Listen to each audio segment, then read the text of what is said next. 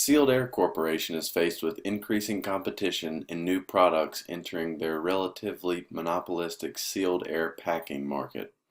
There are other packing products such as paper and foam, but only recently is there another bubble wrap packing product to compete with Sealed Air.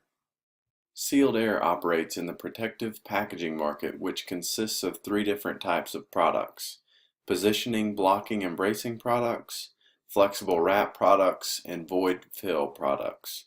As you can see, each of these products serves a different and distinct purpose, with the overall purpose of protecting items during shipping and transit. Sealed Air was the first to market with products developed specifically for this purpose. Prior to Sealed Air's introduction of products specifically designed for protective packaging, most businesses and consumers were using a heavy paper-based product that wasn't designed for this purpose and was therefore inefficient at full product protection. Sealed Air had not only invented the protective packaging market, their technical developments and product patents had positioned them as the market leader. Sealed Air was started in 1971. From 1971 through 1980, Sealed Air and Astro Packaging were the only two competitors in the protective packaging market. Sealed Air's long-term market leadership earned the firm an average annual growth of 25% from 1971 through 1980. It wasn't until 1981 that a new entrant to the market, GafCell, threatened Sealed Air's market share with a new, lower-cost product.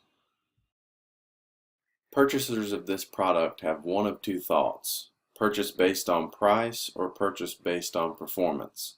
If customers need nothing more than a packing filler, then they buy based on price. If customers need packing to protect their product, then they buy based on performance. Sealed Air's strategy is providing an air retention barrier seal in their packaging products. As you can see on the left here, the air retention barrier seal holds air in better to the bubble wrap packaging. Over on the right, you can see that barrier is not there and air escapes easier. Here we have a summary of Sealed Air's problems. They have a new market competitor and they are losing market share to the uncoated bubble wrap packaging. Their customers are confused, therefore they lack brand loyalty. There's a perception problem in Europe along with declining market share, and they don't have any target market. So they have a brand management problem. Confused customers that don't know exactly what Sealed Air's buying proposition or product offers them over the competition. The first thing Sealed Air needs to do is to tackle research. The case shows an obvious lack of consumer purchasing information. While Sealed Air has a lot of market research, they don't have the information on why consumers choose which products, and the priority of concerns are when a consumer is packaging a product.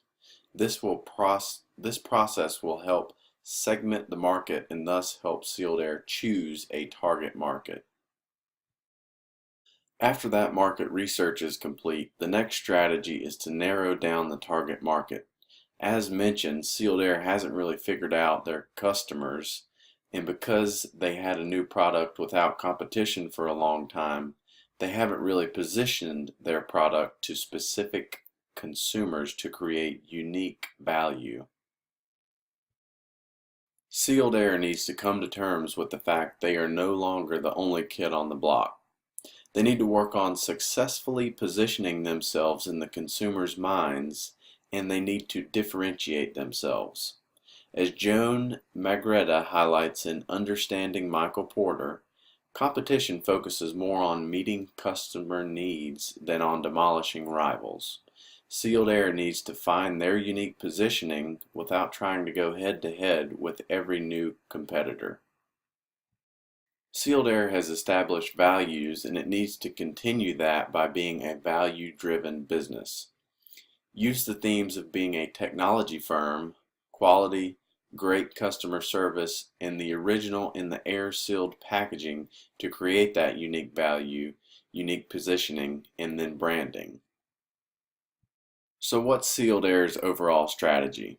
They need to focus on brand management. They need to realize that they are no longer the only competitor in the sealed air market and that low-cost competition is always going to be there. They need to differentiate their products and educate customers on why their products are different than competitors. They have better technology, more innovation, and are all around a better packing product and will protect customers' goods through shipping and transit better than other products. Sealed Air is at a crossroads in the air-filled plastic segment in the packaging market. Their first option is to produce uncoated bubbles and diversify their product line.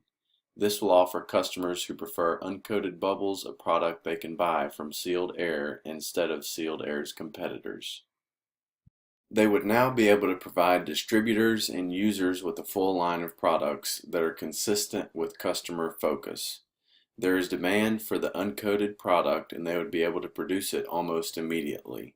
The downside is they are entering a completely price-sensitive market where the lowest cost wins. Sealed Air will have increased overhead and marketing expenses with this addition to their product line as well. Option 2 is to do nothing. This means they continue business as normal and wait and see how the uncoated air bubble market plays out. It may just be a fad, in which case Sealed Air will have protected their company by simply doing nothing. By doing nothing and not producing the uncoated bubbles, Sealed Air would still be competing based on performance in the packing filler market. They would not be compromising the brand, but their market share would be threatened. This strategy still lets Sealed Air slack in brand management, which is an enormous weakness for Sealed Air at the moment. Option 3 for Sealed Air is focused differentiation. This means Sealed Air would not produce uncoated bubbles, but would instead focus on their core products. This allows Sealed Air to educate their customers on their product and actively manage their brand. Profitability is attained by customer brand perception instead of through cost cutting in production. Just like in the diagram, Sealed Air needs to really educate their customers on why their product is superior here on the left than their competitor's product here on the right. Sealed Air can focus on their innovative technology to actively manage their brand of coated air bubble packing products. This leads them to actively manage their brand even though their market share will decrease. While Sealed Air will be unable to offer customers an uncoated product, they will be able to point out and educate them on the superiority of their product. Sealed Air also needs to simplify their product line so customers can more easily understand the grade of coated bubble product that they are buying. Air already has too many packing products, and by adding uncoated bubbles, they would just further confuse their customers. What if competitors are producing an uncoated bubble product that's going to compete with Sealed Air's coated bubble product? Let those competitors have the low-end market share, and let Sealed Air be able to explain to their customers why their product is superior to competitors' uncoated bubble products. We recommend going with focused differentiation. This allows Sealed Air to grow based on brand awareness without sacrificing quality. They don't need to produce an uncoated bubble because that won't align with their overall strategy of producing quality products.